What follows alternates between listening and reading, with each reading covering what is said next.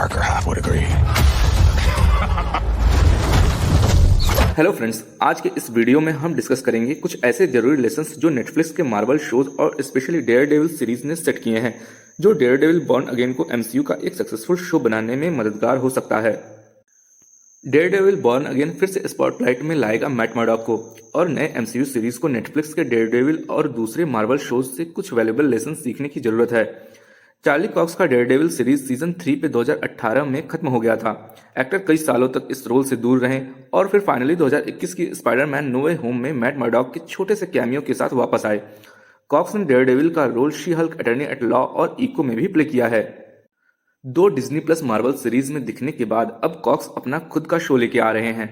Daredevil born again के cast को COX lead कर रहे हैं और नेटफ्लिक्स के डेयरडेविल सीरीज के कई एक्टर्स भी वापस आ रहे हैं। लेकिन कैरेक्टर्स का वापस आना तो एक अच्छी बात है ही, डेयरडेविल बॉर्न अगेन की स्टोरी को भी कुछ इंपॉर्टेंट लेसन से मदद मिल सकती है जो नेटफ्लिक्स के डेयरडेविल और द डिफेंडर्स सागा के सीरीज ने सेट किए हैं। तो यहाँ है 5 ऐसे नेटफ्लिक्स मार्वल के लेसन्स जो डेयरडेविल बॉर्न अगेन को सीखने चाहिए। पॉइंट नंबर 1, सीक्रेट आइडेंटिटीज का ड्रामा क्रूशियल है।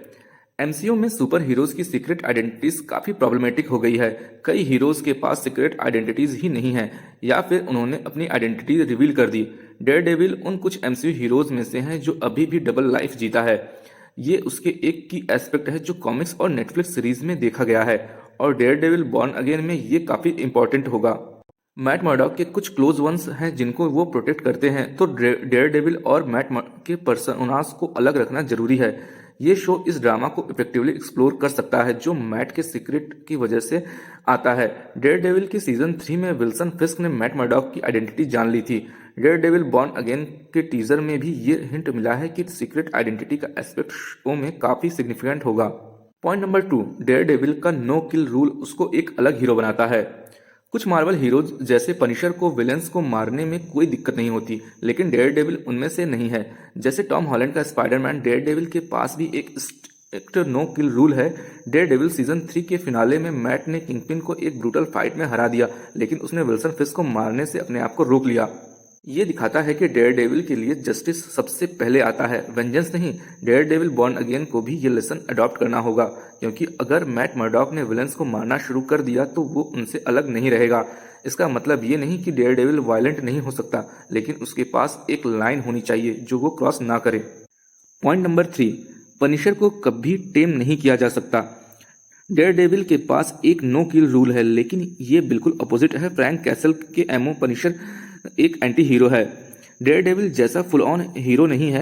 नेटफ्लिक्स के डेयरडेविल में ये दिखाया गया है कि दोनों के मेथड्स और माइंडसेट काफ़ी अलग हैं और पनिशर का वायलेंट नेचर उसके कैरेक्टर को अलग बनाता है। फ्रैंक कैसल का ट्रेजिक बैकग्राउंड और वायलेंट प्रेजेंट उसके कैरेक्टर का पार्ट है। डेयरडेविल बॉर्न अगेन में पनिशर वापस आने वाला है, तो मार्वल स्टूडियोज को कैरेक्टर को उसका असली वायलेंट और डार्क नेचर मेंटेन करना चाहिए। डेयरडेविल और पनिशर के बीच का बैलेंस एक काफ़ी इंटरेस्टिंग डायनामिक क्रिएट कर सकता है। पॉइंट नंबर 4, मैट मर्डॉक और विल्सन फिस्क का हर इनकाउंटर स्पेशल होना चाहिए।